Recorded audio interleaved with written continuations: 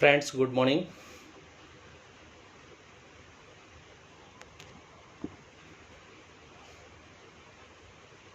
जैसा कि हम थोड़ा सा लेट हैं अपने टाइम से, आज का टॉपिक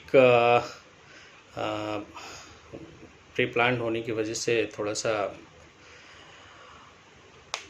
जैसा कि फ्रेंड्स फटाफट हमारे साथ कनेक्ट हो रहे हैं। और अभी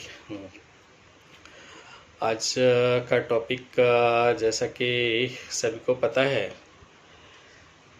टॉन्सिल्स का टॉपिक है। टॉन्सिल्स एक ऐसी समस्या है, सीज़न को जैसे ही कन्वर्ट होता है, जैसे ही सीज़न बदलता है, वैसे ही हमारे टॉन्सिल्स में स्वेलिंग आने लगती है, गले में खराश होने लगती है। और कभी कभी ऐसा भी होता है कि हाई ग्रेड फीवर भी आता है। तो इसके बारे में हम लोग बात करेंगे कि टॉन्सिल्स है क्या, टॉन्सिल्स क्यों होता है, और टॉन्सिलाइटिस से बचने के लिए हम क्या कर सकते हैं। तो फ्रेंड्स, मैं डॉक्टर आर्यन कुशवाहा। यदि इस वीडियो से रिलेटेड कोई क्वेरी होती है तो आप हमारे इसी पेज पे आप क्वेरी कर सकते हैं, या हमारे व्हाट्सएप नंबर पे, या हमारे को अपॉइंटमेंट लेके बात कर सकते हैं। हमारा नंबर है 7376936600 7376936600।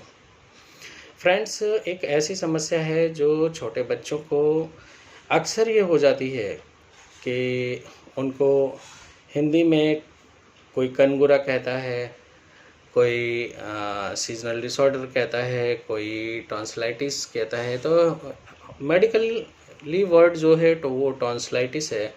टॉन्सिलाइटिस एक्चुअली ये क्या होता है, ये कोई ऐसी चीज़ नहीं है जो कि कहीं से आ जाती हो। ये हमारे आपके सभी के गले में, जो हमारा गला होता है जिसमें दो ट्रैक होते हैं, एक फेरेंजियल ट्रैक, एक एसोफेगस ट्रैक। तो एसोफेगस ट्रैक एक ऐसा ट्रैक है जिसमें हम इनटेक करते हैं, फूड इनटेक करते हैं, फूड नली भी कहते हैं, खाने की नली भी कहते हैं। और एक ट्रैक होता है जिससे हम सांस लेते हैं, जिसको हम ट्रैकिया बोलते हैं। तो ये बाइलेटरल, मतलब दोनों तरफ टॉन्सिल्स का बैक साइड में, इन दोनों ट्रैक के मिडिल पार्ट में ये स्थान होता है, जिस स्थान को हम टॉन्सिल को दोनों तरफ एक एक छोटा छोटा ग्लैंड होता है जिसको हम लिम्फ ग्लैंड्स के नाम से जानते हैं। और दोस्तों, हमारी बॉडी में लिम्फ ग्लैंड्स की संख्या इतनी होती है कि हमारी बॉडी को पूरी तरह से डिफेंस मैकेनिज्म के नाम से जानते हैं कि यदि कोई खतरा, किसी तरह का कोई आक्रमण बैक्टीरिया वायरस का आता है तो ये तंत्र हमको डिफेंस करता है। ये तंत्र हमको क्या करता है, डिफेंस करता है, जिसकी वजह से ये टॉन्सिल्स हमारे गले में दोनों तरफ एक एक छोटे छोटे ग्लैंड्स में स्थित होता है। जैसे ही कोई भी बैक्टीरिया या वायरस हमारे को अटैक करता है, वैसे ही ये डिफेंस मैकेनिज्म को एक्टिव कर देते हैं और उससे ये लड़ते हैं। और उसमें स्वेलिंग भी आ सकती है उस दौरान इसमें हाई ग्रेड फीवर भी आ सकता है। उस दौरान इसमें इन्फेक्शन भी हो जाता है। तो कभी कभी सर्जिकल पॉइंट ऑफ व्यू से मुझे राय लेनी पड़ती है। तो ये एक ऐसा पार्ट है। तो फ्रेंड्स, मैं इस पे थोड़ा सा अब्रॉड जाना चाहता हूँ कि डिफेंस मैकेनिज्म, यानी डिफेंस मैकेनिज्म की जब मैं बात करता हूँ कि लिम्फ नोड्स हमारे पूरी बॉडी में होते हैं, और अगर एक एक करके आपने एक्सट्रैक्ट कर दिया, एक एक करके आपने आउट करा दिया, तो आपकी बॉडी का डिफेंस मैकेनिज्म अपने आप लोअर साइड में होता चला जाएगा। इसलिए फ्रेंड्स, निवेदन ये है कि जब कभी भी ऐसा हो, टॉन्सिल क्या है ये क्लियर हो रहा है, टॉन्सिल हमारी बॉडी में क्यों रहता है ये क्लियर हो रहा है, क्योंकि डिफेंस मैकेनिज्म का काम करता है। यह हमारी शरीर की सुरक्षात्मक कड़ी होती है।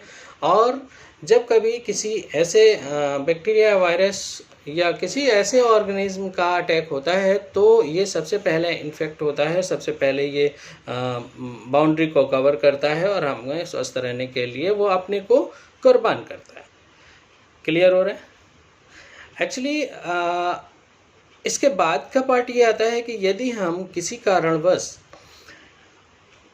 इन्फेक्ट हो जाते हैं, वो चाहे चाइल्डहुड हो, वो चाहे बचपन में हो, कि बचपन में अक्सर मौसम बदलता है तो हमारा ये डिफेंस मैकेनिज्म कहीं ना कहीं एक्टिवेट होता है और हम सीज़न के डिसऑर्डर में आते आते हम इसको इन्फेक्ट हो जाते हैं। हमको हाई ग्रेड फीवर आता है, हमको स्वेलिंग हो जाती है गले में। तो कुछ लोगों का मानना ये है कि इसमें कुछ 2-3 तरह के चिपकाने वाले बेलाडोना आता है, कुछ ऐसी चीज़ें आती हैं जिसको चिपकाते हैं। तो फ्रेंड्स, मैं आपको बता दूं कि इसमें बाहर की प्रक्रिया से ये बॉडी का एक इंटरनल पार्ट है जहाँ पे ओरल हाइजीन का भी ख्याल रखना ज़रूरी होता है, क्योंकि कभी कभी क्या कुछ फूड मटेरियल ऐसा चला जाता है जिसकी वजह से, कुछ नज़ल ट्रैक से ऐसा चला जाता है जिसकी वजह से ये इन्फेक्ट हो जाता है। तो ओरल हाइजीन की भी ज़रूरत है। कभी कभी गरारा कर लेना हमारे लिए बहुत फ़ायदेमंद होता है, और जिस समय ये इन्फेक्टेड हो उस समय तो 3 टाइम्स गरारा करना चाहिए। जैसा कि बहुत सिंपल हमारे पास रहता है कि नमक पानी हो गया, हल्दी का पानी हो गया, हल्दी का पानी, शहद का पानी हो गया। इस तरह की चीज़ें हैं जो कि हम गरारा करके हम उसमें उसको प्रोटेक्ट कर सकते हैं। तो फ्रेंड्स, अगर किसी का कोई क्वेरी है तो आप मेरे से पूछ सकते हैं। और इसके बारे में ये बात करते हैं कि ये कभी कभी इतना पेनफुल होता है। जिन भी भाई बहन को हुआ होगा, जिन भी फ्रेंड्स को होता है, मुझे तो आज तक नहीं हुआ, पर जिन लोगों को भी मैं देखता हूँ, जो पेशेंट्स आते हैं उनको मैं देखता हूँ, तो यही चीज़ सामने आती है कि इसमें बहुत जलन होती है, बहुत पेन होता है। तो मोस्टली इसमें प्राइमरी स्टेज पे हम गरारा करके इसको प्रोटेक्ट करते हैं। सेकेंडरी इसमें होम्योपैथ, आयुर्वेद का कई तरह का मेडिसिन है जिसको हम प्रोटेक्ट करते हैं, और ये सेफ़ मोड में हमारे गले में स्टेबल हो सकता है, सेफ़ मोड में वो हमारे गले में रहता है। लेकिन यदि कभी ऐसा हो कि 2-3-4 दिनों में इसका इम्प्रूवमेंट नहीं दिख रहा है तो आप अपना घरेलू पैथी ना अपना के आप किसी कुशल फिजिशियन से मिलें, कुशल फिजिशियन से राय लें, और कुशल फिजिशियन से मिलने के बाद में, होम्योपैथ, आयुर्वेद मिलने के बाद में, यदि आपको लगे कि something it is discharge from, यदि ऐसा लगता है तो उस कंडीशन पे आप अपने आप को किसी अच्छे सर्जिकल पॉइंट ऑफ व्यू से भी आप उसे दिखा सकते हैं।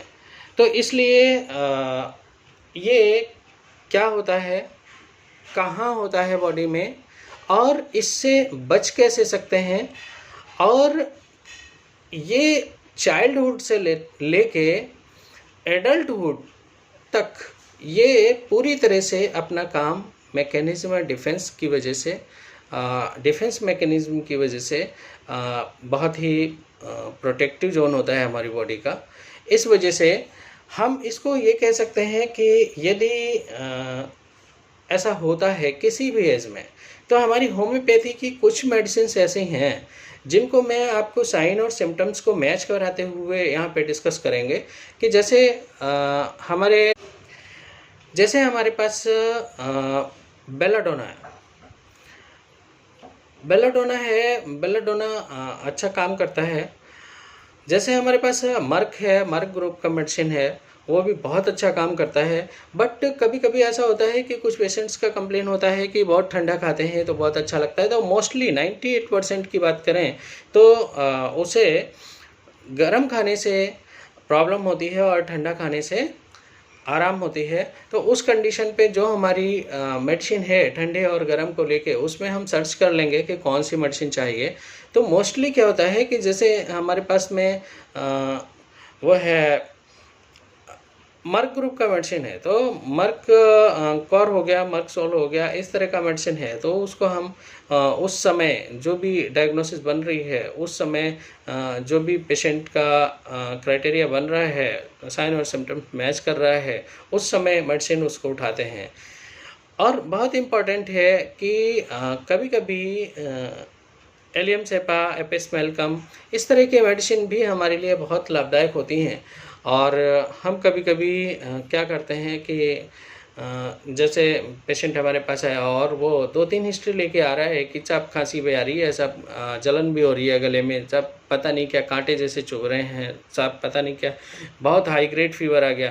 तो इस कंडीशन को लेके जब मल्टी कॉम्प्लेक्स को लेके आता है, तो मल्टी कॉम्प्लेक्स में जो मेडिसिन हमें उठानी है, तो वो मेडिसिन को हम एट ए टाइम कभी-कभी क्या होता है कि सिंगल मेडिसिन से काम चल जाता है। कभी-कभी क्या होता है कि हमको उसको अल्टरनेटिव करना पड़ता है। कभी-कभी क्या होता है कि उसका जो है जो हमारा हाईली प्रॉब्लम लेके आ रहा है, जैसे जलन बहुत ज़्यादा हो रही है, तो सबसे पहले उसे शांत करना पड़ेगा, नहीं तो फिर क्या होगा कि अगर हमने उस पे ध्यान नहीं दिया, तो वो चीज़ इंक्रीज़ कर जाएगी, और इंक्रीज़ कर जाएगी तो पेशेंट को भी प्रॉब्लम है और चिकित्सक को भी।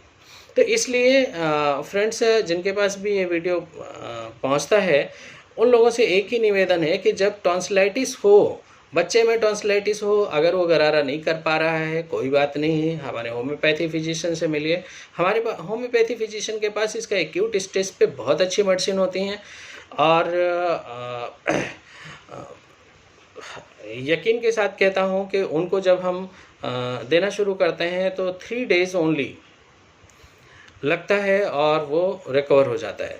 तो ये जैसे ही हम एडल्टहुड में आते हैं, एडल्टहुड में लोग टोबैकम चबाते हैं, लोग बहुत सारी चीज़ें ऐसी इनटेक करते हैं, ओरल हाइजीन का ख्याल नहीं रखते, घंटों अपने मुंह में कुछ ना कुछ ऐसा पार्ट रहता है जिसकी वजह से भी कभी-कभी इन्फेक्ट हो जाता है। तो फ्रेंड्स, मेरा अपना एक्सपीरियंस और सुझाव है कि एक्सपीरियंस ये है कि आई वॉज द स्टूडेंट, जब मैं स्टूडेंट था तो मैं भी टोबैकम का कहीं ना कहीं इन्वॉल्वमेंट था, लेकिन जैसे ही 1-2 साल बाद मुझे ये एनालाइज हुआ कि it is not good for the health, तो उस कंडीशन से लेके और आज तक, आज प्रैक्टिस का बहुत एक लंबा अरसा हो गया, तो आज तक भी मैंने उसको हाथ नहीं लगाया। और मैं आपसे भी अपील करता हूँ कि टोबैकम किसी भी स्थिति में बॉडी के लिए अच्छा नहीं होता, और इसलिए आप इसको अवॉइड करेंगे तो ज़्यादा अच्छा रहेगा। एडल्टहुड में जब हम जाते हैं तो मोस्टली कंडीशंस ये होती हैं कि ऐसा इन्फेक्टिव गम्स होता है, ऐसा इन्फेक्टिव फेरेंजियल होता है कि उसमें तो यही कहना पड़ता है कि भाई इसको प्रॉपर तरीके से ओरल हाइजीन रखिए, और जिसकी वजह से आप प्रोटेक्टिव जोन में रह सकते हैं, और अपने इंटरनल जो ग्लैंड्स हैं उनको भी आप प्रोटेक्टिव जोन में रख सकते हैं।